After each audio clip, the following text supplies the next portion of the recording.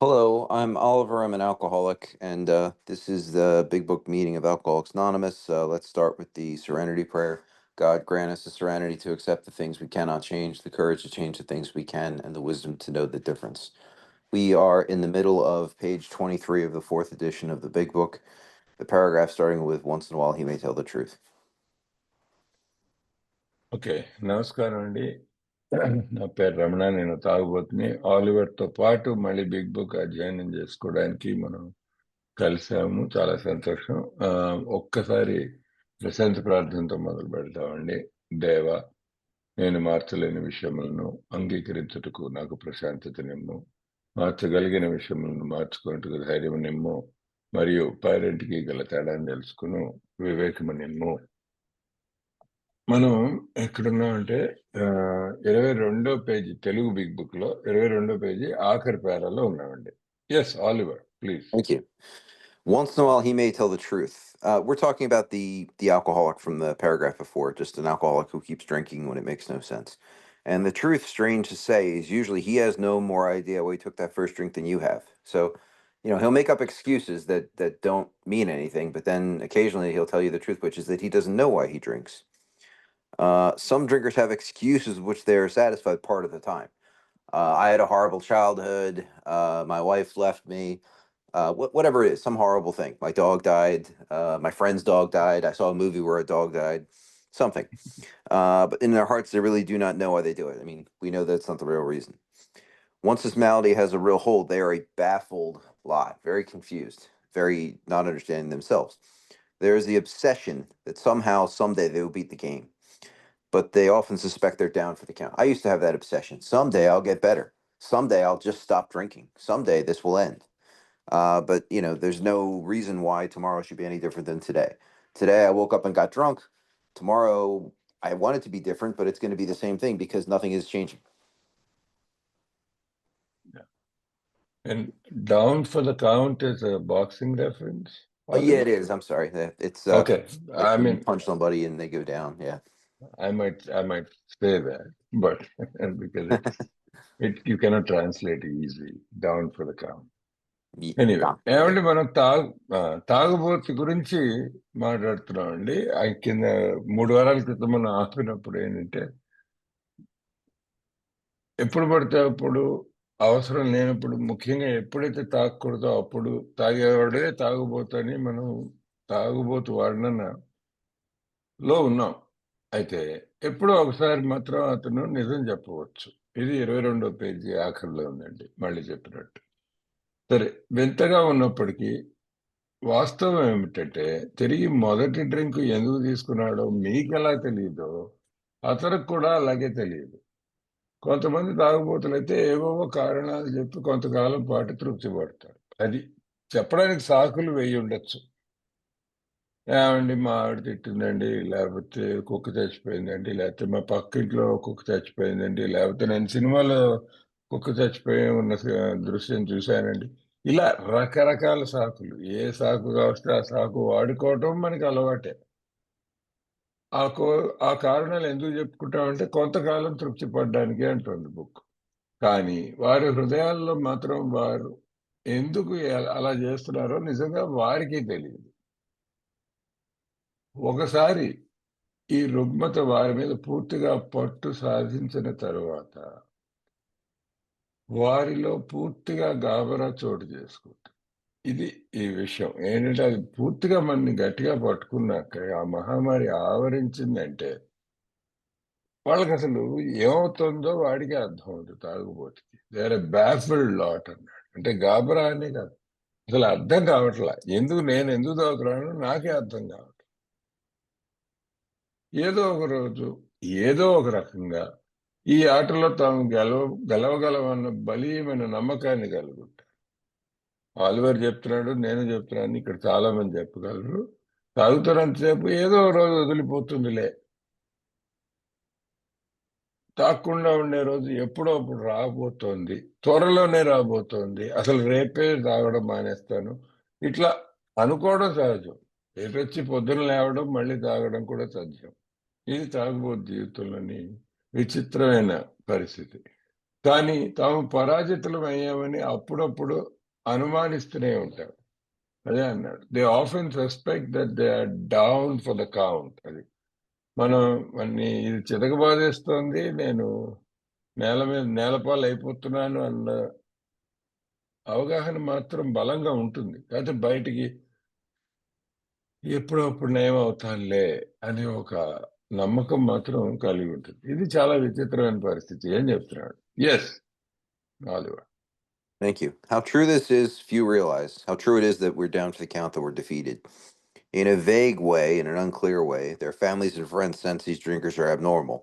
But everybody hopefully awaits the day when the sufferer will rouse himself from his lethargy, pull himself up by his bootstraps, like just get off his butt and start doing things differently, and assert his power of will. He'll just one day get better somehow. Do you want to translate that? Right. Or yeah! yeah, ఇది ఎంత వాస్తవమో కొద్దిమంది మాత్రమే గ్రహించగలరు. ఏమిటి వాస్తవం? ఓటమికి చాలా దగ్గరలో ఉన్నామని. పూర్తి ఓటమి. పూర్తి పరాజయానికి చాలా దగ్గరలో ఉన్నామన్న విషయం అప్పుడు అనిపించడం సరే, అనుమానించడం సరే. అసలు అది ఎంత నిజమో బయట నుంచి చూస్తే ఇప్పుడు మన అనుభవంతో చూస్తే తెలుస్తుంది. వీరు అస్వాభావికమైన స్థితిలో ఉన్నారన్న విషయాన్ని కుటుంబాలు, స్నేహితులు అస్పష్టమైన రీతిలో గ్రహిస్తారు. అస్పష్టమైన రీతిలో అంటే ఏదో తేడా ఉంది వీడికి. కానీ ఏంటో తేడా చెప్పలేకపోతున్నాను అని మాత్రం చెప్పగలరు కుటుంబీకులు, స్నేహితులు. అది అస్వాభావికమైన రీతి అని బలంగా అన్నారు గానీ, వాళ్ళ ఉద్దేశ్యం ఏంటంటే వీడు తేడాగాడు అని మాత్రం అందరికీ అర్థమవుతుంది. ఎందుకు తేడాగాడో వాళ్ళకి తెలీదు. అసలు జబ్బు విషయం వాళ్ళకేం తెలీదు. చుట్టుపక్కల వాళ్ళకేం తెలుస్తుంది? మనకే తెలీదు మన జబ్బు సంగతి. కుటుంబాలు, స్నేహితులు అస్పష్టమైన రీతిలో గ్రహిస్తారు. కానీ ప్రతి ఒక్కరు ఈ బాధితుడు తన నిద్రావస్థ నుంచి తప్పకుండా మేలుకొని, తిరిగి తన సంకల్ప శక్తిని స్థిరపరుచుకునే రోజు గురించి ఆశతో ఎదురు చూస్తుంటారు. వాళ్ళు అంతకంటే ఏం చేయగలరండి? ఏమీ చేయలేరు. ఎప్పుడో అప్పుడు వీడు నిద్ర లేవబోతాడా? వీడి మత్తు వదలకపోతుందా? వీడు సంకల్ప శక్తితో, ఇచ్ఛాశక్తితో దీన్ని అధిగమిస్తాడు. ఇవాళ కాకపోతే రేపు అని పాపం అలా ఆ రేపు కోసం ఎదురు చూస్తూ ఉంటారు వాళ్ళు మన చుట్టూ. Yes, Oliver. thank you. The next two pages are two of the most important pages in the big book, in my opinion. A little bit of as Oliver sees it. The tragic truth, the sad truth, is that a man be a real alcoholic. Because if he's not a real alcoholic, they're right. One day he will get better. But if he's a real alcoholic, the happy day may not arrive. He has lost control. At a certain point in the drinking of every alcoholic, he passes into a state where the most powerful desire to stop drinking is of absolutely no avail, no help. This tragic situation has already arrived in practically every case long before it is suspected. I talk to people about a lobster trap, like you put a little, cage in the bottom of the ocean and you put some bait in there and the lobster comes by. The lobster could ignore the bait, but it wants it. So it starts going into the trap. It could turn around at a certain point, but at a certain point, it's too far into the trap. It can't go back. It can't get out. And then it's stuck in there. And that's what my alcoholism is like. At a certain point, I could have probably chosen not to drink more. But when that line was crossed, I didn't even notice it. I just ran right past it. Right. ఇప్పుడు రాబోయే ఈ 23, 24 పేజీలు చాలా ముఖ్యమైనవి అని Oliver అంటూ మళ్ళీ పేరా చదువుతున్నారు. విషాదకరమైన వాస్తవం ఏమిటంటే ఆ మనిషి నిజంగా తాగుబోతయి ఉంటే ఆ ఆనందకరమైన రోజు రాకపోవచ్చు. ఏ ఆనందకరమైన రోజు? వీడెప్పుడైతే నిద్ర మేలుకొని సంకల్ప శక్తితో ఆల్కహాలిజంని అధిగమించే రోజు వస్తుందని అందరూ ఎదురు చూస్తున్నారు కదా చుట్టూ. వాడి సంకల్ప శక్తిలోంచి వాడు బయటపడతాడు. ఆ బయటపడే ఆనందకరమైన రోజు ఆ మంచి రోజు రావచ్చు, రాకపోవచ్చు. అసలు రాకపోవచ్చు. ఎప్పుడు? వీడు నిజంగా తాగుబోతాయి. నిజమైన తాగుబోతు కాదు. కొద్దిగా ఎక్కువ తాగే హార్డ్ డ్రింకర్ అయితే ఏమో సంకల్ప శక్తితో మానేయొచ్చు. లేకపోతే ఆరోగ్య కారణాల వల్ల మానేయొచ్చు. 100 కారణాల వల్ల మానేయొచ్చు. అయితే నిజమైన తాగుబోతైతే మాత్రం ఆ రోజు రాకపోవచ్చు. అతను నియంత్రణా శక్తిని కోల్పోయాడు. సీసా ఎత్తడమే తప్ప సీసా దించడం చేతకాని పరిస్థితికి వెళ్ళిపోయాడు అప్పటికే. ప్రతి త్రాగుబోతు తన త్రాగుడు జీవితంలోని ఒకానొక దశలో త్రాగుడును ఆపుదామని ఎంతో బలీయమైన కోరిక కలిగి ఉన్నా కూడా అది ఎంత మాత్రం పడని స్థితికి చేరుకుంటాడు. అది మనం ఆ లక్ష్మణ రేఖ, అదృశ్యమైన గీత అని 100 సార్లు మనం మీటింగ్‌లో అనుకుంటుంటాం. ఎప్పుడు దాటానో ఆ గీత నాకు తెలీదు గానీ దాటేశాను. దాటేశానన్న విషయం నాకు తప్ప అందరికీ తెలుస్తుంది. దాటేశానన్న విషయం నాకు చాలా కాలం తర్వాత తెలుస్తుంది దాటానన్న విషయం. ఏదో మనని మనం మభ్యపెట్టుకోవడానికి ఆపేయగలను, రేపు ఆపేస్తాను, త్వరలోనే అయిపోతుందిలే, ఈ పీడకలు అయిపోయి మళ్ళీ ప్రొద్దున అవుతుందిలే అని ఇదంతా ఉట్టి కల్ల. మన మనసు మనతో ఆడే ఆట తప్ప ఆ అదృశ్యమైన గీత దాటాను. ఇది గమనించడానికి చాలా కాలం ముందే ప్రతి తాగుబోతు జీవితంలో ఈ విషాద పరిస్థితి వాస్తవంగా ప్రవేశించుంటుంది. ఇది ముఖ్యమైన విషయం. దాటామని మనకు తెలీదు గానీ దాటేశాము అన్న పరిస్థితిలో ఉన్నాడు. ఇది ఎలాంటిదంటే ఆయన పీతల గురించి చెప్పాడు. ఎలకల గురించి చెప్తాను నేను. బోన్‌లో పడిన ఎలకలాంటిది. ఇప్పుడు ఏదో చిన్న ఎర్ర పెడతాం బోన్‌లో ఎలకని పట్టుకోవడానికి. ఆ ఎలక ఆ పక్క నుంచి పోతూ ఆ ఎర్రలో ఏదో తిండి పెడతాం గదా! అది చూసి వద్దు నాకొద్దు అని చెప్పి పక్క నుంచి పోవచ్చు కదా! నా పరిస్థితి అలాంటిదే. నేను నిజమైన తాగుబోతుని గాదు. సీసాలెప్పుడు మన చుట్టూ ఉన్నాయి. అటు పోకుండా ఉంటే సరిపోతుంది గదా! మరి సంకల్ప శక్తి, ఇచ్ఛాశక్తి ఇన్ని పెద్ద పెద్ద మాటలు వాడుతున్నాం గదా! అది అసలు దాన్ని ముట్టుకోకపోతే గొడవే లేదు కదా! కాపోతే ఒక్కటి తాగితే బావుండు అనిపిస్తుంది. నాలాంటి నిజమైన తాగుబోతు. ఒక్కటి. ఒక్క 90 లేకపోతే ఒక్క 60 లేకపోతే ఒక్క 30 ఇలా మొదలెడుతుంది నా మనసులో చిన్న కోరికలా కెలుకుతుంది. పెడతాం. ఆ ఒక్క 30 తీసుకున్నావు. బోన్‌లోకి పూర్తిగా దూరిపోయావు అప్పటికే. దూరిపోయావని నాకు తెలీదు. నేను చాలా తెలివిగా 30 తాగేసి బయటకొచ్చేద్దాం బోన్‌లోంచి అనుకుంటాను. కానీ అంతే. ఎప్పుడైతే అది ముట్టుకున్నానో అంతే మళ్ళీ బోన్‌లో ఎలకెలా కొట్టుకుంటుందో నేను అలాగే కొట్టుకొని అందులో చిక్కుకుపోతా. ఈ పరిస్థితి నాకొచ్చేసిందన్న విషయం నాకు మాత్రం తెలీదింకా. అది విచిత్రమైన విషయం ఈ జబ్బులు. సరే. ఆలివర్.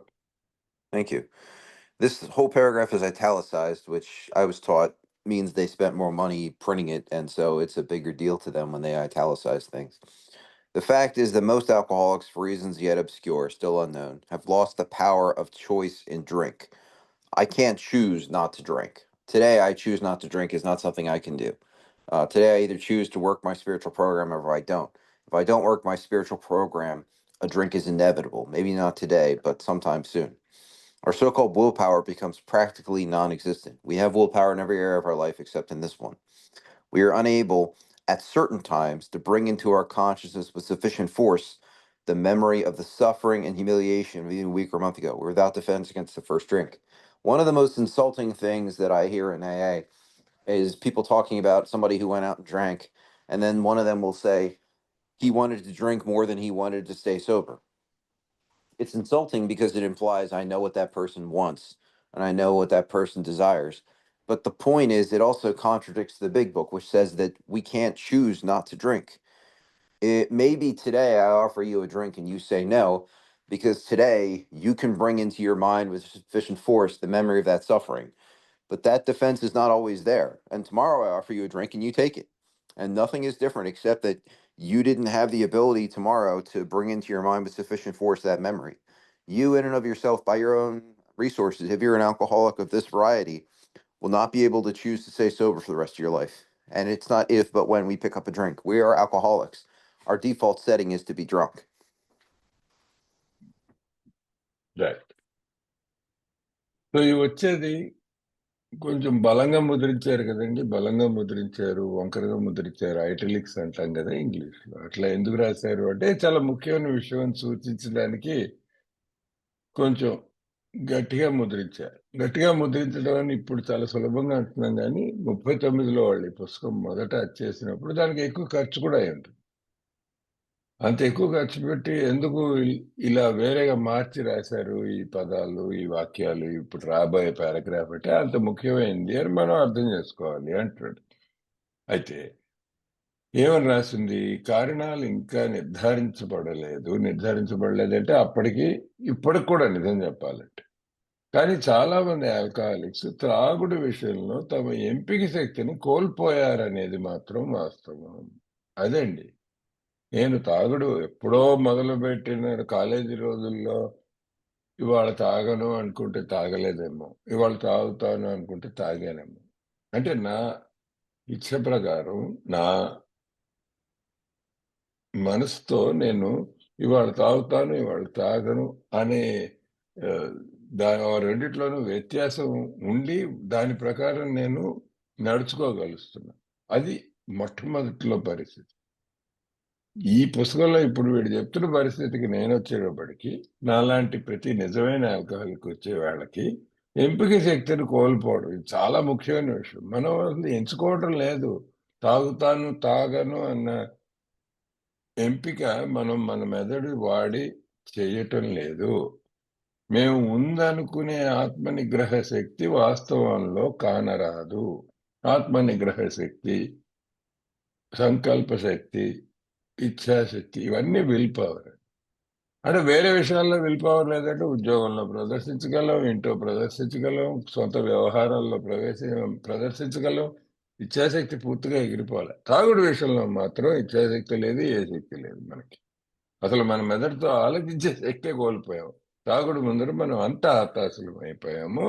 ఎంపిక శక్తి లేదు.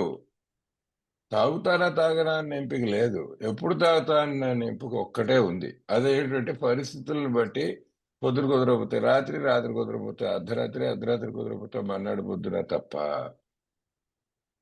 తాగుడు విషయంలో ఎంపిక శక్తి నేను శాశ్వతంగా కోల్పోయాను. శాశ్వతంగా అంటే ఆలివర్ ఏం చెప్తున్నాడంటే ప్రోగ్రామ్‌లో ఉన్నా కూడా తాగుతాను, తాగను అనే ఎంపిక శక్తి మన చేతుల్లో లేదు.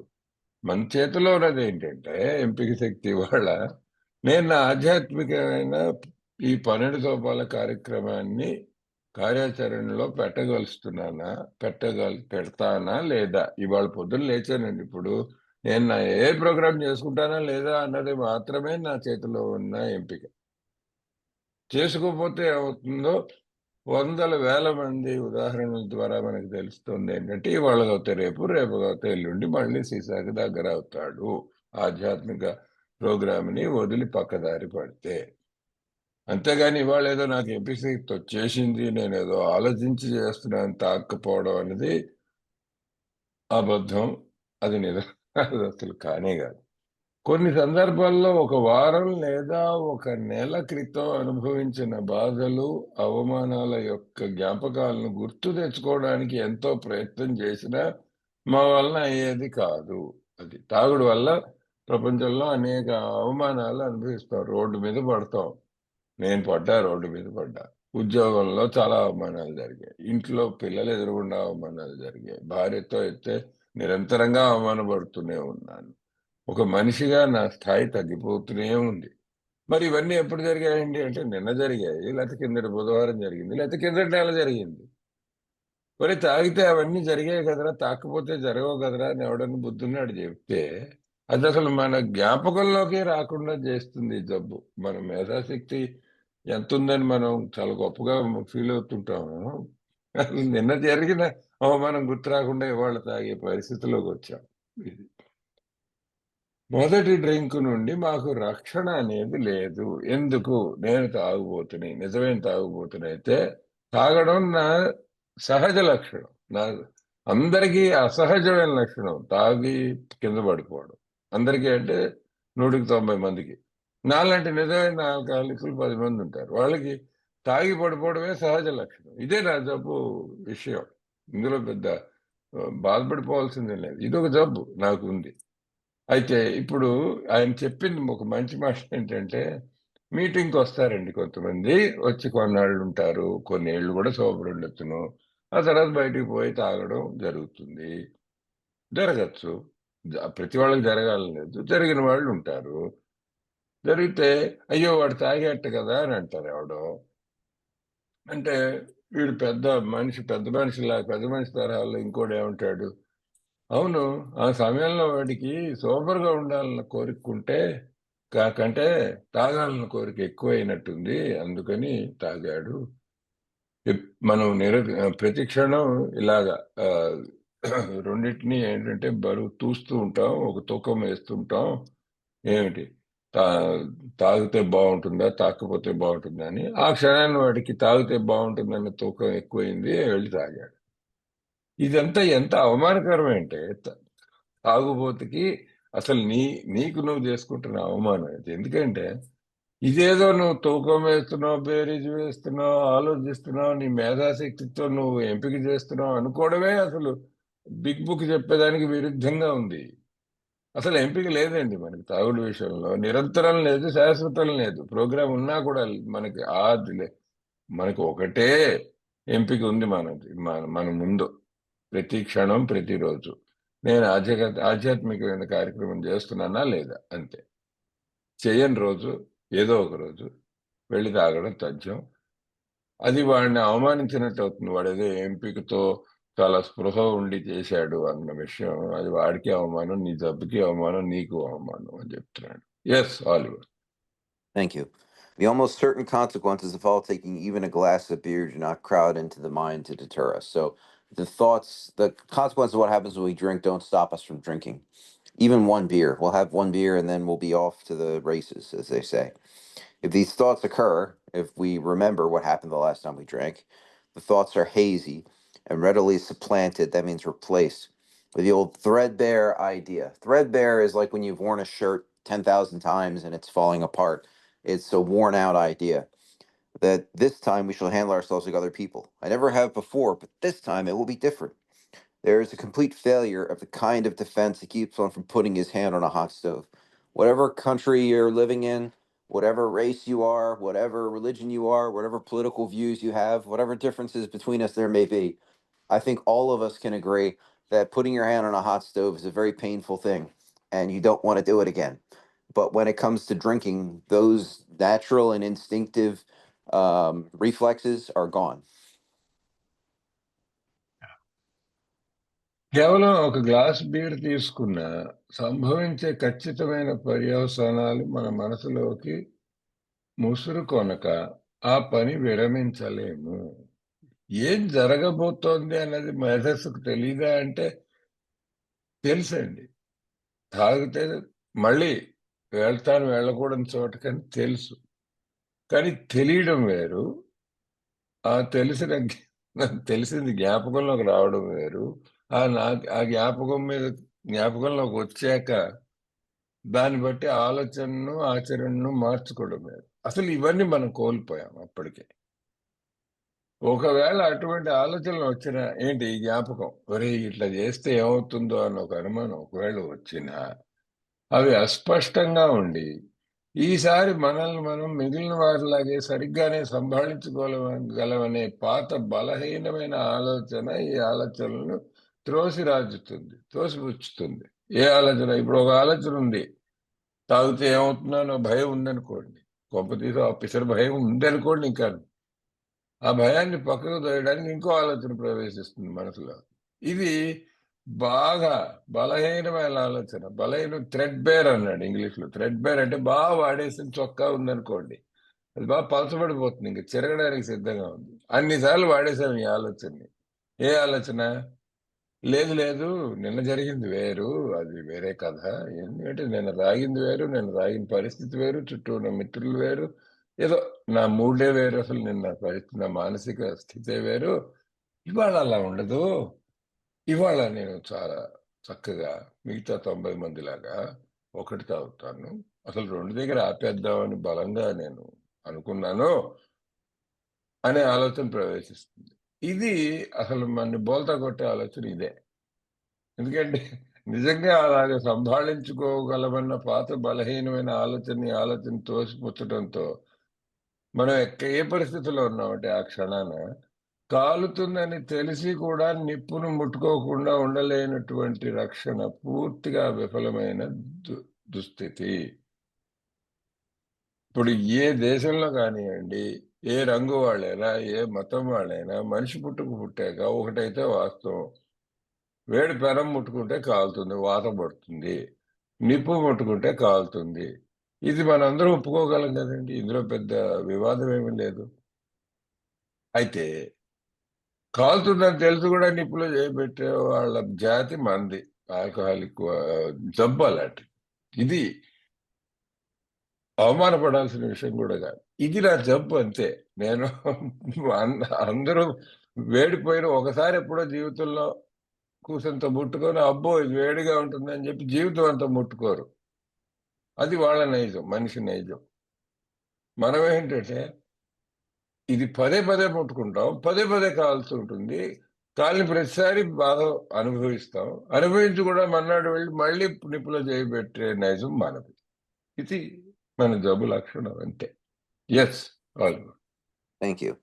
The alcoholic may say to himself in the most casual way, I mean, we're doing something that is going to potentially kill us, and we're casual about it. It won't burn me this time, so here's how. This time it will be different. Or perhaps he doesn't think at all. You know, if I burned my hand on a stove at my mother's house when I was 5 years old, I'm crazy if I say, well, now I have my own house. This stove is different. This stove, it will feel really good when I put my hand on the fire there. Or that was a front burner. If I use the back burner, this will be fine. Or that was a gas stove. This is an electric stove. This will feel better. Or, well, this is a stove in a church. This church is sacred, so the stove here won't burn me.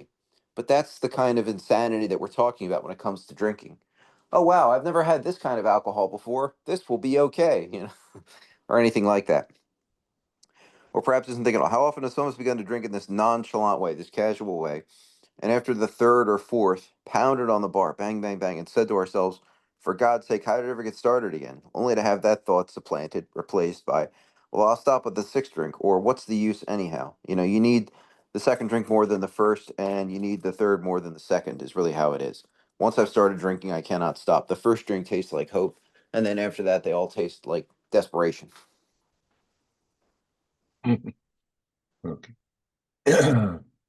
ఇదిగో ఈ రకంగా చేస్తే ఈసారి నాకు కాలదులే అని ఎంతో సాధారణమైన రీతిలో తాగుబోతు తనకు తాను చెప్పుకుంటాడు. మనకు మనం ఎలా నచ్చ చెప్పుకుంటామంటే, ఒరే నిన్నే కదరా కాలింది, మళ్ళీ నిప్పుదేరి చేయి పెట్టదురా అని మనసు చెప్పిందే అనుకోండి.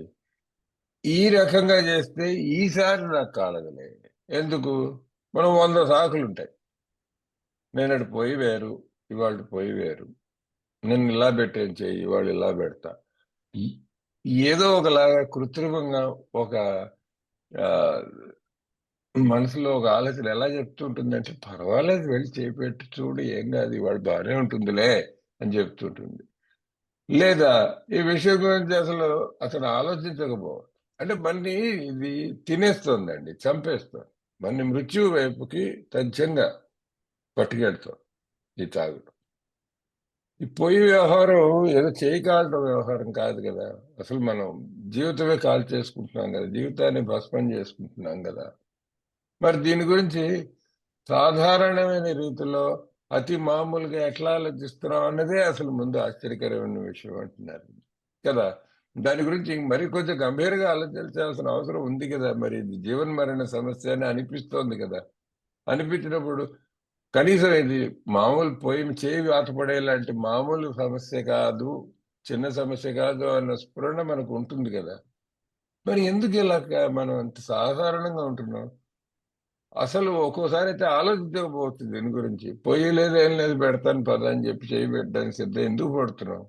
మనలో చాలా మందిని తరచుగా ఇలాగే యథాఫలంగా, యథాలాపంగా, మామూలుగా, చాలా మామూలుగా ప్రారంభించి తాగడం, 3-4 డ్రింకుల తర్వాత బల్లను గుద్దుతూ, దేవుడా నేను తిరిగి ఎలా మొదలు పెట్టాను అని తల బాదుకుంటాం.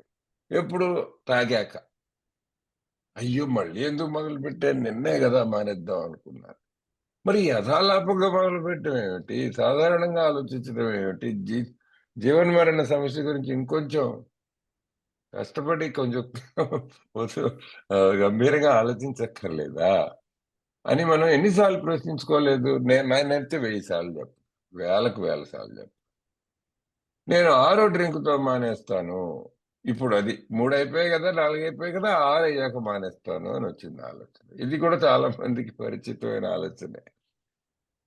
లేదు, ఇంకా తాగేశాక ఆర్ ఇంకో ఆలోచన ఏంటంటే అయినా ఇప్పుడు ఇంకా ఆపి ప్రయోజనం ఉంది, అయ్యింది కదా, కొంప కూలింది కదా ఇవాళకి, రేపటి సంగతి రేపు చూద్దాం, ఇవాళ వేద్దాం పద అన్న భావంతో ఆ ఆలోచనను వెనువెంటనే మరుగుపరుస్తాం.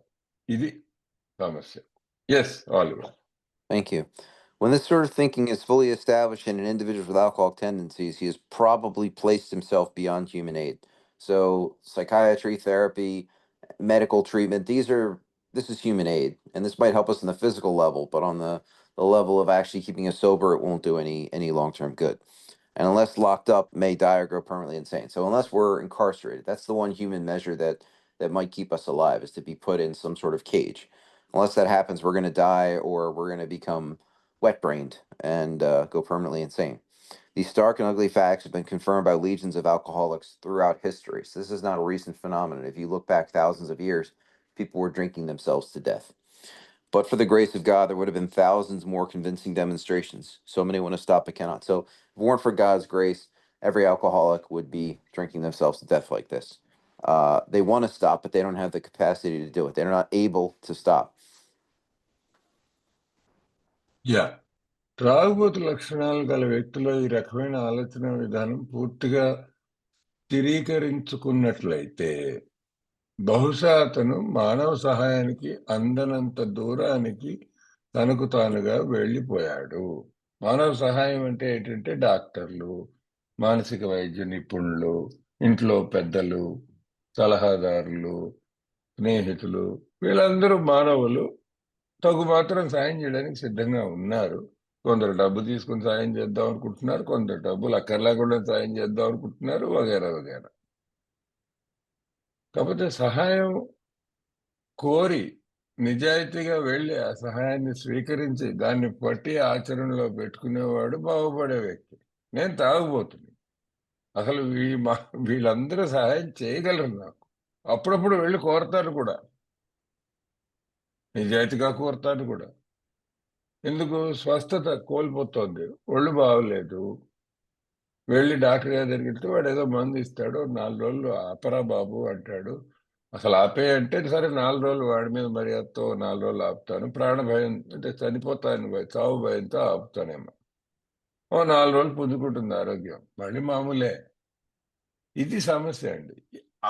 మళ్ళీ వెళ్ళిపోతాను మందు దగ్గరికి అన్న పరిస్థితుల్లో నాకు ఏ మానవ సహాయం పనిచేయదు. అది నా జబ్బు లక్షణం. అతన్ని గదిలో పెట్టి బంధించకపోతే అతను చనిపోవడం లేక శాశ్వతంగా మతి భ్రమణానికి లోను కావడం జరగచ్చు. ఇది మనం వదిలేస్తే, ప్రోగ్రాం లేకుండా ఆధ్యాత్మికమైన ఒక కార్యక్రమం మనకి లేకపోతే, నేనే ట్రీట్మెంట్ లేకుండా ఉన్నాం అనమాట. ఏ డాక్టర్లు ప్రపంచంలో, ఏ పెద్దలు, ఏ స్నేహితులు, ఏ మానసిక వైద్య నిపుణులు మనని రక్షించడానికి వీలు పడదు. మనం అలా జారుకుంటూ చావు వైపుకి వెళ్తున్నాం, లేకపోతే మతి భ్రమణం పిచ్చెక్కుతుంది. చరిత్ర పొడవున ఈ అసహ్యమైన పచ్చి నిజాన్ని తాగుబోతులకు అసంఖ్యాకంగా నిర్ధారిస్తూ రావడం జరిగింది. అంటే మనం మొదటి వాళ్ళం కాదండి, వేల సంవత్సరాలుగా తాగుతూనే ఉన్నారు, తాగి చెడిపోతూనే ఉన్నారు. వాళ్ళందరి ప్రయాణం కూడా ఇట్లాగే మనకి జరుగుతున్నట్టే ఇక్కడ వర్ణించినట్టే జరిగింది. అయితే ఇంతకు ముందు పరిష్కారం లేదు కాబట్టి, ఈ కార్యక్రమం కంటే ముందు పరిష్కారం లేదు కాబట్టి వాళ్ళు చావైనా చచ్చారు, లేకపోతే మతి భ్రమణం చెంది శాశ్వతంగా పిచ్చి ఆసుపత్రిలోనో ఏదో జైల్లోనో పడి అక్కడే కన్నుమూశారు. ఇది ఆల్కహాలిక్ బ్రతుకు ఇంతకు ముందు. దేవుని దయ ఉండబట్టి కానీ, లేకుంటే ఈ నిజాన్ని ఇంకా రూఢిగా నిర్ధారించే వేలాది మంది రుజువులు మనకి ఎదురై ఉండేవి. అది మనందరం కూడా వేలాది మంది సంఖ్యలో పోయి ఉండేవాళ్ళం, ఎవరు ఇవాళ ఏ సభ్యులమందరం. అయితే దేవుని దయ ఉండి బట్టి, ఈ దేవుని దయ ఎక్కడుందండి? మన ప్రోగ్రాంలో ఉంది అని చెప్తున్నాడు, అన్యాపదేశంగా మనకి చెప్తున్నాడు. ఎంతో మంది ఆపాలని కోరుకుంటారు, కానీ ఆపలేరు. కోరుకునే వాళ్ళు బోల్డ్ మంది. నేనే ఎన్నిసార్లు కోరుకున్నానండి, నిజాయితీగా కోరుకున్నా.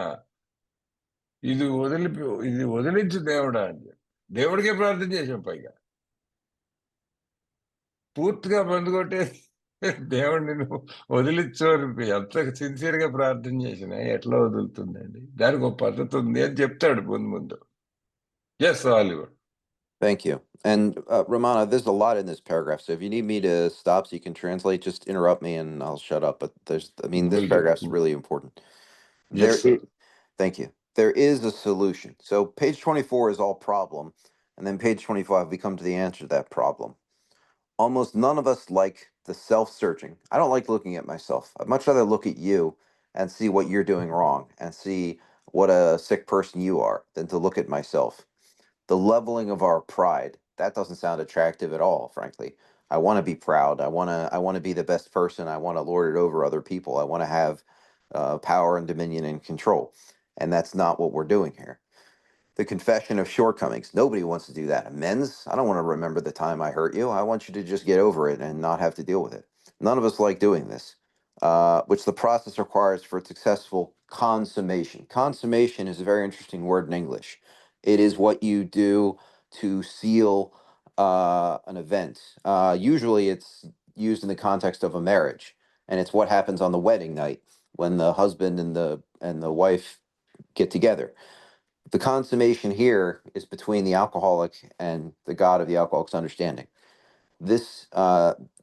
These steps, this self-searching, leveling of pride, confession, shortcomings, are required to consummate the new marriage of the alcoholic and God. Do you want to translate it or you want me to keep going? No, this is great. I will. Okay. Okay. ఇక్కడ వరకు చెప్పిందంటే సమస్య అండి. ఈ సమస్యలో కొద్దో గొప్ప నాలాంటి నిజమైన తాగుబోతులందరికీ ఎక్కడో అక్కడ నా ఛాయలు నాకు కనిపిస్తాయి. ఇంతవరకు చెప్పిన వర్ణనలో అంతా బాగుంది. చివరికి వచ్చేటప్పటికి మొదలు పెట్టాడు కదా, దేవుని దయ ఉండబట్టి. కానీ ఎలాగండి దేవుని దయని సాధించాలంటే ఇప్పుడు ఇక్కడి నుంచి పరిష్కారం మొదలుపెట్టి చెప్తున్నాడు. దీనికి పరిష్కారం ఉంది. మొట్టమొదటి విషయం మళ్ళీ వేరేగా ముద్రించాడు. ఎందుకు అంటే, ముందు ఇంతవరకు చెప్పింది భయపెట్టడానికి కాదురా నాయన, చదివే పాఠకుడికి భయపెట్టడానికి కాదు, దీనికి ఒక పరిష్కారం ఉందనే చెప్తున్నా ఈ పుస్తకంలో. అంచేత ఈ పుస్తకం చదువు. ఇంతవరకు రాసిన పుస్తకం ఏంటంటే, ఇంతవరకు కింద 2 పేజీలు తాగుబోతు గురించి వాడినా. నాకు తెలిసండి బాబు, ఇదంతా నా జీవితంలో జరిగిందంటావు.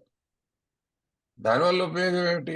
అసలైన ఉపయోగం ఏంటంటే, ఈ పుస్తకం యొక్క ఉపయోగం, దీనికి పరిష్కారం ఉంది. ఆల్కహాల్ని విడిచిపెట్టడం అనే ప్రక్రియ విజయవంతం కావడానికి ఎంతో అవసరమైన ఆత్మశోధన, మన అహంకార భూమట్టం చేయబడటం, మనలోని లోపాలను మనస్ఫూర్తిగా అంగీకరించడం మనలో దాదాపు ఏ ఒక్కరికి ఇష్టం ఉండదు. ఇది చాలా ముఖ్యమైన వాక్యం అంటాడు ఈ మనిషి. ఇక్కడ ఆల్కహాల్ని విడిచిపెట్టడం అనే ప్రక్రియ విజయవంతం కావడం అన్నాడు కదా తెలుగులో. మరి అనువాదంలో అంతకంటే చేయడం కష్టం. The process requires a successful consummation. Consummation అంటే కలయిక. అంటే కలయిక ముఖ్యంగా ఏ నేపథ్యంలో వాడతారంటే, ఈ కాన్సమేషన్ అన్నమాట, ఒక పురుషుడు ఒక స్త్రీ ఒకళ్ళు ఇష్టపడతారు, వివాహం చేసుకుంటారు. వివాహం ఏదో సమాజం కోసం వివాహం అనే తంతు జరుగుతుంది. సరే, తంతు అయిపోయింది, అందరూ వెళ్ళిపోయారు. ఆ తర్వాత జరిగేది ఏమిటి? వాళ్ళిద్దరి మధ్యన కలయిక. ఆ కలయిక వాళ్ళ యొక్క బంధాన్ని సీల్ చేస్తుంది అనమాట. ఒక ముద్ర. పెళ్లి అనే తంతు ఆమోద ముద్ర సమాజం వేస్తుంది. పురుషుడు స్త్రీ కలిసినప్పుడు ఆ బంధానికి ఒక పేరు వస్తుంది, భార్య భర్త అని. వాళ్ళు బలంగా బలపడుతుంది ఆ బంధం. అయితే అది ఇక్కడెందుకు వాడుతున్నారండి అంటే, ఇక్కడ నువ్వు చేయాల్సింది ఏంటంటే, నువ్వు దేవునితో కలవాలి. ఆ కలయిక అనేది జరగాలి. దేవుడితో ఎప్పుడైతే నేను కలిశానో, దేవుడు నేను చెయ్యి చెట్టపట్టాలు వేసుకొని నడవడం ఎప్పుడైతే మొదలు పెట్టానో, అది ఏ దేవుడైనా కానివ్వండి, మళ్ళీ ఈ దేవుడు ఆ దేవుడు అని లేదు. ఈ విషయం 10 సార్లు చెప్పనక్కర్లా ఏ మీటింగ్. భగవంతుడు నేను చెయ్యి పట్టుకొని నడిచిన రోజు ఈ పీడ విరగడై నేను ముందుకు వెళ్ళగలుస్తా. అయితే అది ఆ చిట్టపట్టాలు పట్టుకునే కార్యక్రమం విజయవంతం కావాలంటే ఏం చేయాలండి? అసలు మనకు అస్సలు ఇష్టమైన పనులు కొన్ని చేయాలి. మొదటి విషయం ఏంటంటే ఆత్మశోధన. ఆత్మశోధన అంటే మనసు లోపల మనని వెతుక్కోవడం. నాకు పరమ చిరాకైన విషయం అదే. నాకు నా లోపల నన్ను చూసుకోవడం నాకు చిరాకు. నన్ను నేను చూసుకోవడం, అద్దంలో చూసుకోవడమే చిరాకు నాకు. చిరాకే కాదు, భయం కూడా. అలాగని నిన్ను చూడమంటే బ్రహ్మాండంగా చూస్తా. భూతద్దం పెట్టి చూస్తా. నీలో ఉన్న లోపాలన్నీ కూడా నేను ఎంచక్కా విదితంగా ఒక పేరాల కింద చెప్తా. తిరుమల ప్రసాద్ లాగా, కార్తీక లాగా అని చెప్పడానికి రబ్బో నా దగ్గర బోల్డ్ ఉన్నాయి. అయితే నా ఆత్మశోధన చేసుకోమనండి. ఒక్కసారి బాబు నిశ్చితంగా, నిజాయితీగా ఒకసారి లోపల చూసుకుంటే నా వల్ల కాదు. భయం కూడా. అహంకారం భూమట్టం చేయబడడం. అహంకారం అంటే పొగరొక్కటే కాదండి. ఇక్కడ అంటే మనం అహంకారం అంటే చాలా చక్కటి మాట. అహం అంటే నేను, కారం అంటే ఆలోచన. అహంకారం, మమకారం లాగే అహంకారం. సో అహంకారం అంటే నేను అనే ఆలోచన. అది రాను రాను మన తెలుగు భాషలో మనం పొగరు అని వాడుతున్నాము, ఒళ్ళు పొగరు అని వాడుతున్నాము. బట్ అహంకారాన్ని భూమట్టం చేయాలి. మొదట పొగరు తగ్గించుకోవాలి, మొదటి విషయం.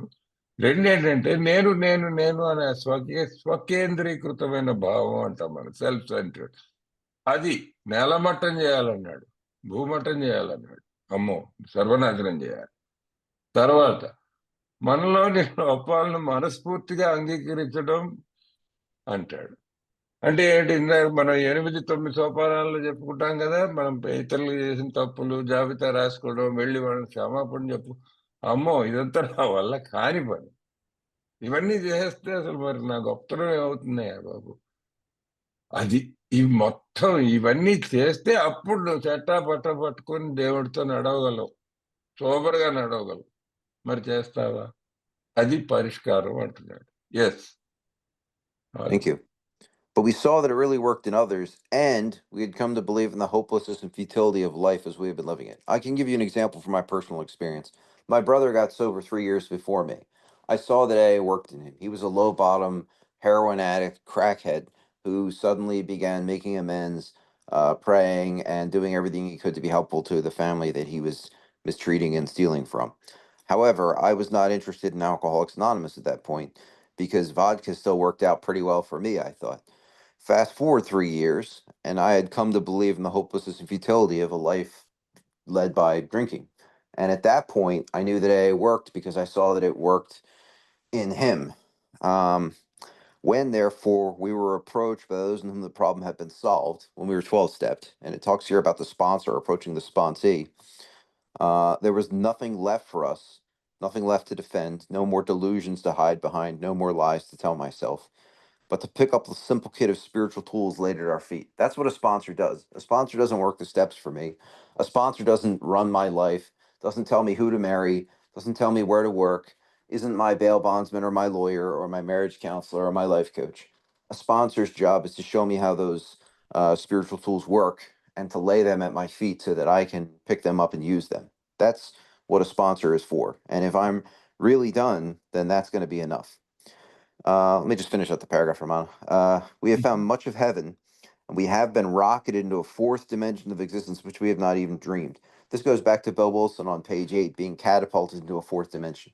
And this is a place I could never reach on my own. Not through any physical or worldly success can I reach this place.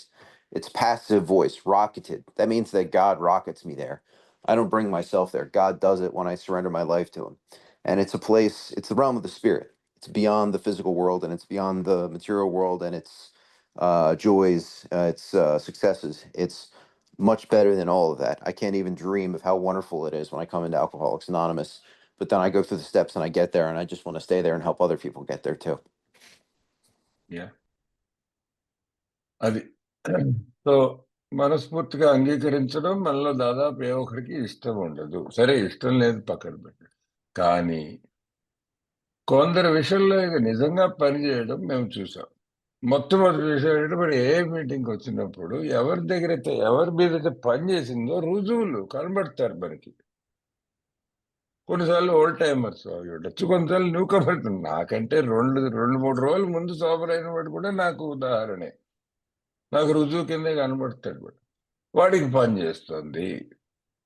మొదటి విషయం అదొక్కటి సరిపోదు. దానికి రెండోది ఏం తోడు కావాలి? మేము ఇప్పుడు నిష్ప్రయోజకత్వంతో, నిరాశ నిస్పృహలతో జీవితాన్ని జీవిస్తున్నామన్న దానిని విశ్వసించ ప్రారంభించాము. ఇది విషయం. వాడి జీవితం బాగుంది, నా జీవితం రోజు రోజుకి ఒకటి జీవితమే క్షీణిస్తోంది, అంటే ఆయువు క్షీణిస్తోంది. రెండు, నేను బ్రతుకుతున్న జీవితం ఎలా ఉంది? నిష్ప్రయోజకత్వం. ఎవరికి పనికి రాకుండా బతుకుతున్నాను నేను. పైగా 24 గంటలు ఎలా బతుకుతున్నాను? నిరాశ, నిస్పృహ, భయం, ఆందోళన, ఇవి కదా నాతో పాటు తోడుగా ప్రయాణం చేస్తున్నాయి. అసలు ఇలాంటి బ్రతుకొద్దు నాకు. అలాగని చావాలని లేదు. ఆ పరిస్థితికి ఎప్పుడైతే వచ్చానో, వచ్చిన పరిస్థితిలో నా ఎదురుగుండా 10 మంది రుజువుగా కనిపిస్తున్నారో, రూఢిగా వాళ్ళని చూస్తే నమ్మకం కలుగుతోంది. ఎందుకంటే వాడు చెప్తున్నాడు ఒక పక్కన, నేను 3 ఫుల్ బాటిల్స్ తాగేవాడిని గురు అని చెబుతున్నాడు ఒక పక్కన. ఎప్పుడండి అంటే ఏడాది క్రితం అంటాడు. మరి ఇప్పుడు చూస్తే చక్కగా నవనవలాడుతూ ఉన్నాడు మనిషి, ఆరోగ్యంగా ఉన్నాడు, సోబర్గా ఉన్నాడు, తాగట్లేదని తెలుస్తోంది. ఏం చేశారండి? ఇదిగో ఇదిగో ఇవన్నీ చేశానండి నేను. ఆత్మశోధన కొంచెం చేశానండి. తర్వాత అహంకారం భూమటమైందండి. తర్వాత నాలోని తప్పులన్నీ సవరించుకోవడానికి ప్రయత్నిస్తానండి అని వాడు ఉదాహరణ చెప్తే, అప్పుడు దాన్ని అందుకోవాలన్న కోరిక కలుగుతుంది. అది కలిగినప్పుడు కలుగుతుంది. ఆలివర్ తన జీవితంలో చెప్తున్నారు, అతనికంటే 3 ఏళ్ల క్రితం వాళ్ళ అన్నయ్య గారు సోబరయ్యారు. అన్నయ్య తమ్ముడో మరి, వాళ్ళ తోబుట్టు, ఆయన సోబరయ్యాడు. అతను ఆ, మత్తు పదార్థాల్లో పూర్తిగా కూరుకుపోయి ఉన్న వ్యక్తి. ప్రోగ్రామ్ని పట్టుకొని బయటపడ్డాడు. ఏ కుటుంబం అంటే వీళ్ళ కుటుంబం దగ్గర నుంచి ఎవరి దగ్గర అయితే సామాన్లు తీసుకెళ్ళి అమ్మేసి ఆ డబ్బులతో వెళ్ళి మత్తు పదార్థాలను వాడి తప్పతాగి లేకపోతే ఇంటికి వచ్చి పడుండేవాడు, అదే మనిషి ప్రోగ్రాంలోకి వచ్చిన మరుక్షణం సహాయం చేయడానికి పూనుకున్నాడు, పక్క వాళ్ళకు సహాయం చేయడం పూనుకున్నాడు, మానేశాడు, డబ్బులు దొంగిలించడం మానేశాడు, అసలు మనిషే మారిపోయాడు. 3 ఏళ్ల క్రితం, ఈయన సోబరై 3 ఏళ్ల క్రితం ఆయన చూస్తున్నాడు ఇంట్లో, అదేమిటి వీడు ఇలా మారిపోయాడు మనవాడని. కానీ ఈయనకి మారాలని అనిపించలా. ఈయనకి వోడ్కా బాగుంది, మంచి మత్తు బాగుంది, ఆనందిస్తున్నానని అనుకున్నాడు ఇంకా అప్పటికి. కానీ 3 ఏళ్లలో రావాల్సిన పరిస్థితి రానే వచ్చింది. అధోగతి ఎప్పుడైతే చేరుకున్నామో, ఎదురుకుండా ఉన్నాడు కదా అన్నయ్య. అన్నయ్య ఏం చేసావురా బాబు, నువ్వేం చేస్తే ఇలా బాగున్నావు అని అడగాల్సిన సమయం వస్తే అడిగాడు కాబట్టి వాళ్ళు మన ముందుకు తీసుకెళ్తారు. ఎలా తీసుకెళ్తారు? ఇది స్పాన్సర్ చేసే పని అని చెప్తున్నాడు. కాబట్టి అప్పుడు ఎవరితోనైతే ఈ సమస్య పరిష్కరించబడిందో వారు మమ్మల్ని సమీపించినప్పుడు, ఇది 12వ సోపానం కార్యక్రమం. నాతో కూడా ఎవడో ఒకడు మాట్లాడాడు కదా.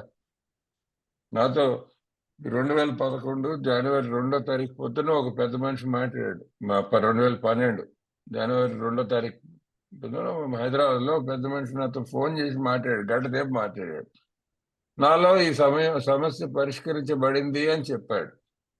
నన్ను సమీపించాడు, అంటే నా ఫోన్లో మాట్లాడి సాయంత్రం బేగం పెట్టి మీటింగ్కి రా అన్నాడు. జరిగింది. మనందరికీ ఈ విషయం తెలుసు, ఎవడో ఒకటి సందేశం అందించుంటాడు. అప్పుడు వాళ్ళు ఏం చేస్తారండి? మా పాదాల దగ్గర ఉంచిన ఆధ్యాత్మిక సాధనాల సంపత్తిని అందుకోవడం మినహా మాకు మరో మార్గం లేకపోయింది. అది మొదటి విషయం. ఏంటంటే మరి ఏ మార్గం లేని పరిస్థితికి చేరుకున్నానండి.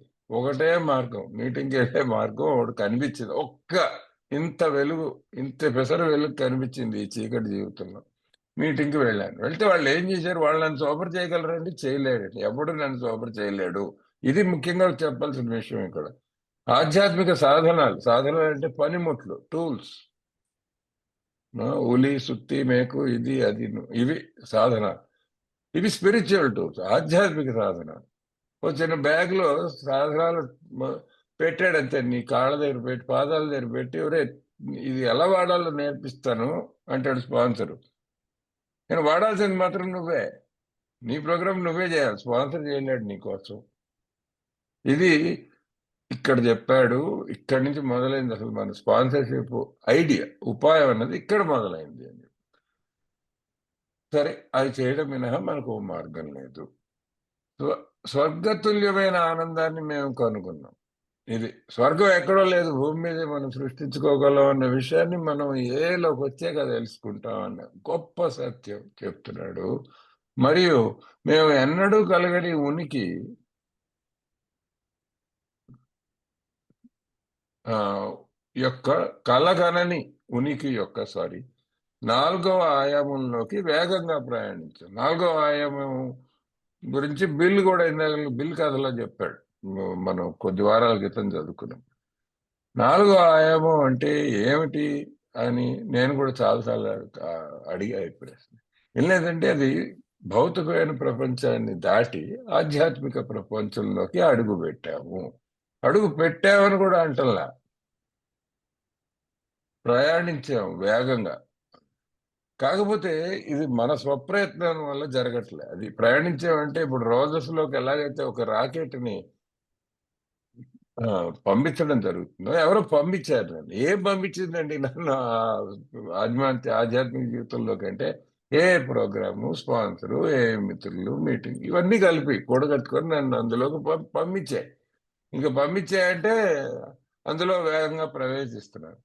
ఆలివర్ తన గురించి చెప్తున్నారు. నేను కొద్దో గొప్పో చెప్పగలను ఈ విషయం. ఏంటంటే, ఆ ప్రపంచంలోకి ప్రవేశించాక పక్కవాడికి సాయం చేయాలనిపిస్తుంది. అసలు ఆ ప్రపంచంలోనే ఉండిపోవాలనిపిస్తుంది. వెనక జీవితంలోకి మళ్ళీ వెనక్కి తిరిగి చూసుకోకుండా అందులోకి ప్రవేశించకుండా ఉండాలనిపిస్తుంది. అక్కడే ఉండి కొద్దో గొప్పో ఎవడో ఒకడికి సాయం చేయాలనిపిస్తుంది. ఒరేయ్! నాకిది జరిగిందిరా! నీకు కూడా జరుగుతుందేమో చూడు. ఇదిగో ఆధ్యాత్మిక సాధనాలు అని అలా మూట కడుతూ ఉండం. ఎవడో ఒకడు పాదం దగ్గర పెడుతూ ఉండం. వాడెత్తు బాగుపడతాడో బాగుపడడో నీ చేతిలో లేదు. కానీ పెడుతూ ఉండు. అది పరిష్కారం అంటున్నాడు. Yes Oliver. Thank you. The great fact is just this and nothing less, that we have had deep and effective spiritual experiences, which we'll get to that appendix later, which have revolutionized. That means a 180-degree turn. Our whole attitude toward life, toward our fellows, and toward God's universe. So this is not a stop drinking program. This is about revolutionizing our attitude toward everything.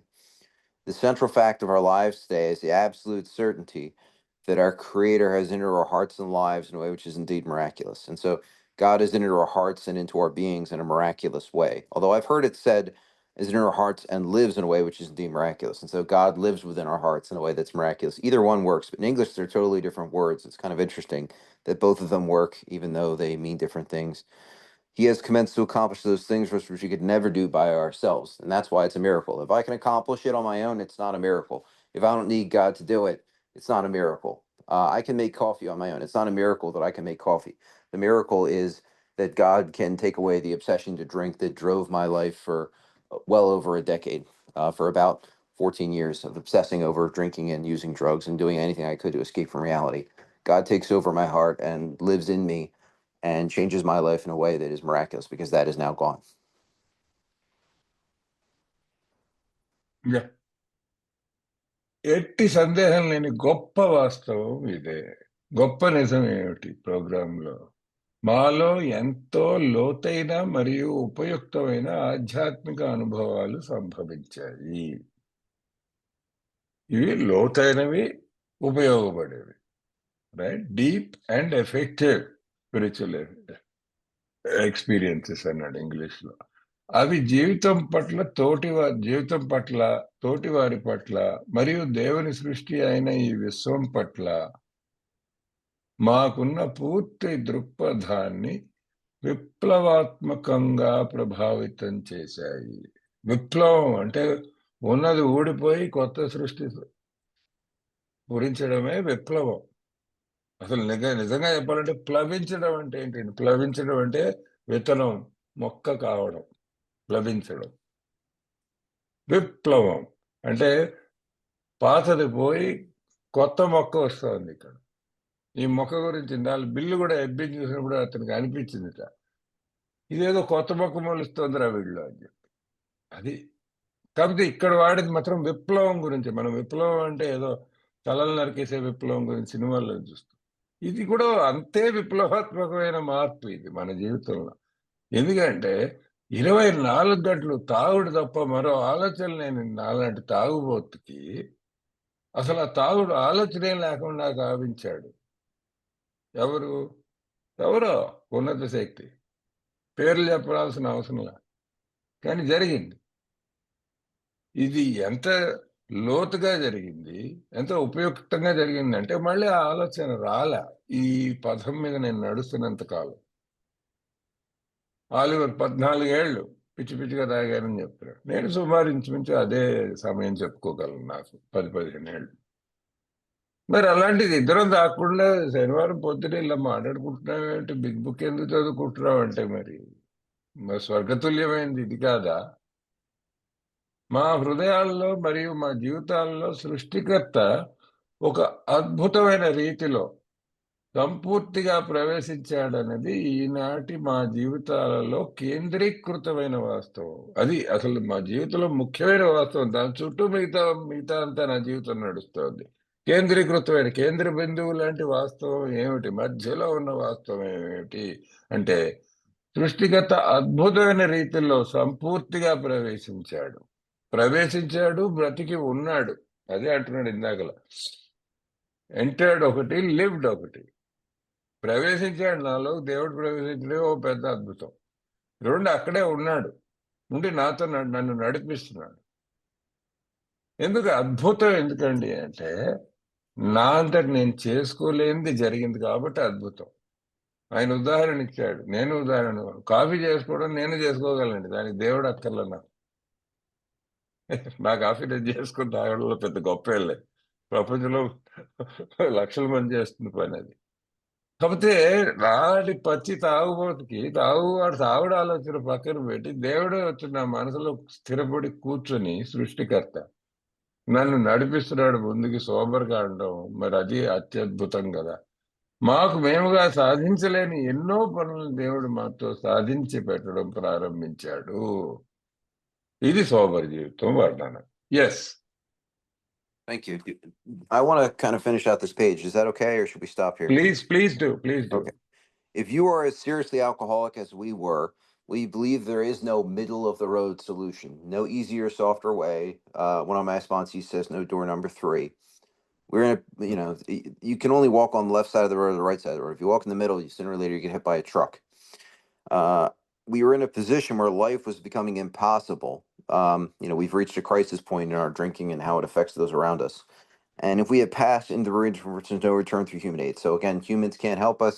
Human institutions can't help us. We're past that point. So now we only have two alternatives. One was to go on to the bitter end, blotting out the conscience of our intolerable situation as best we could, and the other to accept spiritual help. Accepting spiritual help means working in the steps. But this first option is interesting because it doesn't say drinking. It doesn't say one was to keep drinking. It says blotting out the conscience of my intolerable situation as best I can. That could mean that I work 110 hours a week. That could mean that I start gambling. That could mean that I start eating and gain 300 pounds. That could mean that I get 6 girlfriends. That could mean spreeing in other ways. What the sprees have in common is that I do them so that I don't have to think about how miserable my life is. And I spree on other things so I don't have to focus on that. So either I spree to escape from reality, whether with alcohol or drugs or something else, or I accept spiritual help. This we did because we honestly wanted to or willing to make the effort. Willingness plus action. And Carl Jung, in a letter to Bill Wilson, said that alcoholics are people who can't live without a spiritual experience. And he said in Latin that for us it is spiritus contra spiritum, which means spirit against spirit. If we don't get a spiritual experience with the God of our understanding, then we'll get a spiritual experience from alcohol. And in America, like liquor stores say wine and spirits. And what hard liquor is considered a spirit here because it produces an artificial spiritual experience in the person drinking it. And so if I don't want to have that kind of spiritual experience, I need to get a spiritual experience with the God of my understanding. Yeah. So we'll finish out with that, Oliver. Sure. మీరు కూడా మాలాగే అపాయకర స్థితి నుంచి ఉన్న తాగుబోతు కనుక అయి ఉంటే ఇలాంటి స్థితిలో ఉన్న తాగుబోతు అయి ఉంటే మీ సమస్యకి మధ్య మార్గ పరిష్కారం లేదని మేము నమ్ముతాం. మధ్య మార్గంలో నడిచితే ఎప్పుడప్పుడు బస్సు వచ్చి గుద్దుతుంది. మధ్య మార్గంలో నడిచేది లేదు. ఉంటే ఇటుండాలి, లేకపోతే అటుండాలి. ఏమిటి అట్టున్నది ఏమిటి, ఇటున్నది ఏమిటి? మానవ సహాయం ద్వారా బయటకు రాలేని దుస్థితిలోనికి కనుక మేము ప్రవేశించి ఉంటే, నేను ప్రవేశించాను. మానవ సహాయం నాకు పనికి రాలేదు. నా భార్య, బిడ్డలు, తల్లి, తండ్రి, డాక్టర్లు, మానసిక నిపుణులు, పూజారులు, తావీజులు కట్టేవాళ్ళు, ఏ మనవడు నాకు సహాయం చెయ్యలేని పరిస్థితికి నేను చేరుకున్నా. తప్పు వాళ్ళది కాదు, నా జబ్బు అలాంటిది. వాళ్ళందరూ నిజాయితీగా ప్రయత్నం చేశారు. అయితే అక్కడికి నేను ప్రవేశించానండి, ఆ దుస్థితిలోకి. మాకు రెండు ప్రత్యామ్నాయాలు ఉన్నాయి, రెండే పద్ధతులు ఇక్కడి నుంచి. ఒకటి, మాకు సాధ్యమైన మేరకు మా యొక్క దుర్భర పరిస్థితిని మా స్మృతి పథంలో నుండి తుడిచివేస్తూ దుర్మరణానికి చేరుకావడం ఒకటి. రెండు, ఆధ్యాత్మిక సహాయాన్ని స్వీకరించడానికి అంగీకరించడం. రెండోది అర్థమవుతుందండి. ఆధ్యాత్మిక సహాయాన్ని స్వీకరించడం అంటే సెలవు తీసుకున్నట్టు కాదు. ఆధ్యాత్మిక సహాయం చేశాడు స్పాన్సర్. వాడు ఏం చేశాడండి, ఇందాకలా ఆధ్యాత్మిక పనిముట్లన్నీ సాధనాలన్నీ పెట్టాడు కదా బ్యాగులో. మరి అవి వాడాలంటే ఏం చేయాలి? ప్రోగ్రామ్ చేయాలి. ప్రోగ్రామ్ అంటే ఏంటి? 12 సోపాలు. ఇది కదండి. సో రెండో ప్రత్యామ్నాయం నాకు అర్థమవుతుంది. ఏంటంటేనండి, ఇచ్చాడు నీకు ప్రోగ్రామ్ అంటాడు పెద్ద మనిషి, ఎవడో ఒకడు, ఓల్డ్ టైమరో స్పాన్సరో, అది పట్టుకొని నేను చేయాలి ప్రోగ్రామ్. బాగుంది, అది రెండో ప్రత్యామ్నాయం చేయాలి. మొదటిది ఏమిటి అంటే, మొదటి తాగి చావటం అని అంటలేదు ఉండవు. అది ఇది గమనించి చెప్తున్నాడు. మొదటి ప్రత్యామ్నాయం తాగేసి చచ్చిపోవడం వల్ల ఏమన్నాడంటే, దుర్భర పరిస్థితిని స్మృతి పథంలో నుంచి తుడిచివేసే పనులు. దుర్మరణం ఎలాగో ఉంటుంది కాకపోతే అదేమిటి, అది తాగుడవచ్చు. తాగి మానేసి కూడా నీ దుర్భర పరిస్థితి కొనసాగచ్చు. ఎందుకంటే నేను ఆల్కహాలిక్ అండి. తాగుడు కాదు నా సమస్య. తాగడం అనేది కేవలం ఒక లక్షణం, అది సమస్య కాదు. రాను రాను తెలుస్తుంది కదా మనకు పుస్తకంలో. తాగుడు ఒకటే కాదు సమస్య. అసలు నా దుర్భర పరిస్థితి, నా మానసిక పరిస్థితి చాలా దుర్భరమైంది అసలు సహజంగా. దానికి ఎన్నో కారణాలు ఉన్నాయి, చూస్తాం. దీన్నే మన సిల్క్ వర్క్ చెప్పాడు కదా, ఎప్పుడు చిరాగ్గా ఉంటాడు, ఎప్పుడు కుదురు లేకుండా ఉంటాడు, ఎప్పుడు అసంతృప్తిగా ఉంటాడు, రెస్ట్లెస్, ఇరిటబుల్, డిస్కంటెంట్ అన్నాడు. మరి దాన్ని మర్చిపోవాలి కదా. దాన్ని మర్చిపోవాలంటే ఏం చేయాలి? ఏమో, ఒకడైతే 100 గంటలు పని చేస్తాడు వారానికి. ఎంత పని చేస్తాడంటే ఇంకా అలసిపోయి పడిపోయేంత వరకు పని చేస్తాడు. ఇంకోటి విపరీతంగా తిరిగి లావెక్కుతాడు. ఇంకోటి తాగుడే తాగొచ్చు. కాకపోతే ఏరా అయితేనే తల బదులు కొట్టుకోవడానికి. సమస్య ఏంటంటే, దుర్భరమైన పరిస్థితి నుంచి ఎలాగో తప్పించుకోవాలని చూడటం. ఆ తప్పించుకు చూడడానికి 1000 మార్గాలు, అందులో ఒకటి తాగుడు. అది ప్రత్యామ్నాయం నంబర్ 1 అన్నమాట, మొదటిది. అది తప్పించుకొని మనం ఇటొచ్చి రెండో ప్రత్యామ్నాయం ఏమిటి అంటే, ఆధ్యాత్మిక కార్యక్రమం చేసుకుంటే నీకు కుదురు ఉంటుంది, చిరాకు తగ్గుతుంది, సంతృప్తి ఉంటుంది. సిల్క్వర్త్ చెప్పిన మూడింటికి ఆపోజిట్ గా బతకడానికి నేర్చుకుంటాం. అయితే మేము నిజాయితీతో కోరుకోవడం వలన మరియు ప్రయత్నించడానికి సిద్ధపడటం వలన రెండవ ప్రత్యామ్నాయాన్ని ఎంచుకున్నాం. ఇందాక చెప్పినట్టు తాగాల వద్దా అన్న ఎంపిక శక్తి నాకు ఇవాళ కూడా లేదు, రికవరీలో కూడా అంటున్నాడు ఆయన. అయితే నాకున్న ఎంపిక శక్తి ఏంటి అంటే, నేను ఆ దుర్భర పరిస్థితిలో ములుగుతూ తేలుతూ బ్రతుకుదాం అనుకుంటున్నానా, లేదా ఆధ్యాత్మిక కార్యక్రమాన్ని స్వీకరిస్తానా అన్న 2 ప్రత్యామ్నాయాలు మాత్రం నా ముందు ఎల్లప్పుడూ ఉన్నాయి. ఎంపిక నేను ఎప్పుడు రెండో దానికి చేసుకున్నంత కాలం నేను సురక్షితంగా ఉంటాను అని చెప్తాను. Oliver, that's it, we're done. Yes, we should close with the responsibility pledge. I am responsible when anyone anywhere reaches out for help. I want the hand of AA always to be there. For that, I am responsible. బాధ్యతను గురించి తలుచుకుంటూ ఈసారి meeting recording ముగిద్దామండి. నేను బాధ్యుడను. ఎవరైనా ఎక్కడైనా ఎప్పుడు సహాయం కోరినా ఏ యొక్క సహాయ హస్తం ఎల్లప్పుడూ అతడు ఉండాలని నేను కోరుకుంటాను. అందుకు నేను బాధ్యుడను. Karan, we can close the recording now.